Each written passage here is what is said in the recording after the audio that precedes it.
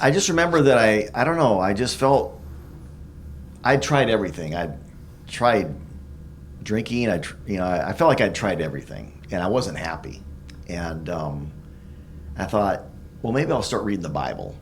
And so I got a Bible, went to the PX, which is the military store on base, and bought a Bible and started reading in Genesis and got all the way to, I don't know, Leviticus or something. And it's like, okay, there's nothing in here for me. But then I remembered, hey, there's a New Testament. And so for some reason I started reading the Gospel of John. And I remember reading John chapter 3, and Jesus said, you got to be born again to go to heaven. And I thought, what? Jesus said that? Because I'd heard this phrase, born again, and that was like crazy people, you know. You don't want to be a born again person. They're wacko. But Jesus actually said you got to be born again, and that got my attention. And so I started reading more, and just the next thing I remember is that Brad and Russ were two Christians in my barracks, in my company there. And every Sunday morning, they'd go down the hallways of the barracks, knocking on doors, inviting guys to church. And we all hated them because we were out drinking the night before. We're all hungover, and they're knocking on our door. I thought, well, I want to go to church with those guys. So I got up on a Sunday morning, took a shower, and I just kind of acted like I was, around, and I was just up doing nothing. And they came by, sure enough, invited me to church, and I said, okay, I'll go. And so I started going to church with them. I don't think I was a Christian yet. In fact, I'm sure I wasn't. But then one day, Brad, I was in his barracks room, and my friend was bunking with Brad in his room. His name was Kentucky. We called him Kentucky. I can't even remember his real name now.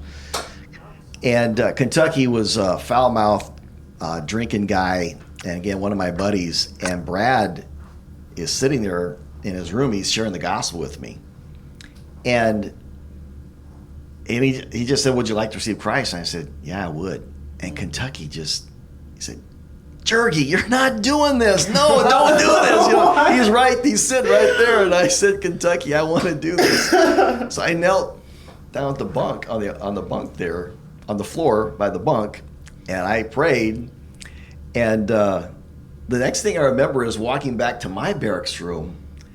And I walked into the room, and this warm feeling started at the top of my head and went all the way through my body, and it literally felt like scales fell off my eyes. The room just felt brighter.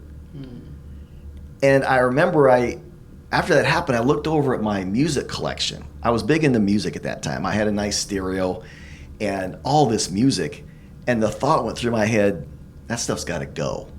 It wasn't like bad music, but it just got to go. So I boxed it all up, and I took it to the guy next door named Randy, who was always coming over borrowing my music, which I hated. And I said, Randy, this is all yours. He said, what? I said, yeah, I don't want it anymore. And my life just radically changed after that. When I was in basic training, I had drill sergeants tell me, Kurt, you got to, they called me Alphabet in basic training because of my long name, but I was so foul-mouthed that I remember drill sergeant telling me, tone it down, Alphabet. And so were you like foul-mouthed towards your drill instructors, or just towards whatever? Not towards them, just always in cussing. General.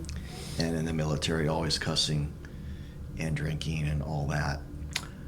But all that changed. I mean, I remember before that happened, I went home for Christmas. I was on leave for Christmas. So I went from Germany back home for Christmas. And I just remember thinking, okay, Kurt, you can't cuss. Don't cuss while you're at home. Well, I just kept cussing, and I couldn't stop it. But when I got saved, that immediately stopped. For whatever reason, it was just gone. And my desire to drink was gone immediately. My best friend, Joe White, we used to always run together and go to the gym together. And sometime later after that, we're running, and he says, Jergy, what's going on with you? You're a totally different person. What's happening? And I remember telling him, I'm not exactly sure, but God's just changing my life. And I didn't really have a great explanation for what was going on in my life, but it changed radically.